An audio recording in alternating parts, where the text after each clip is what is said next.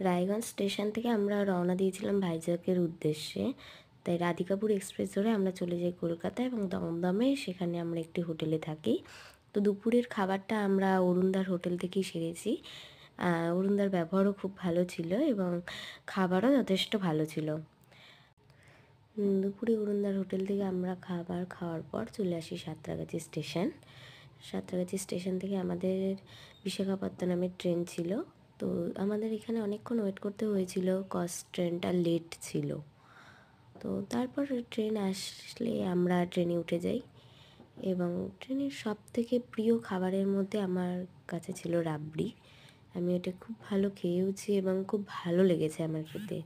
পরদিন সকালে আমরা পৌঁছে যাই বিশাখাপত্তনম এবং বিশাখাপত্তনম স্টেশন থেকে আমাদের হোটেলটা অনেকটা দূর ছিল।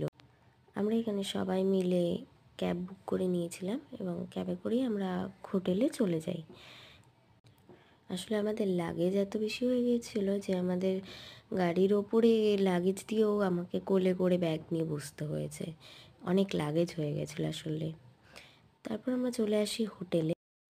এখানে রুম নেবার পালা চলছিল, তাই আমাদের বেশ খানিকক্ষণ ওয়েট করতে হয়েছিল। বাকিটা পরের ভিডিওতে থাকবে, দেখতে থাকো, সঙ্গে থাকো। কি কোথায় ঘুরেছি সব দেখাবো।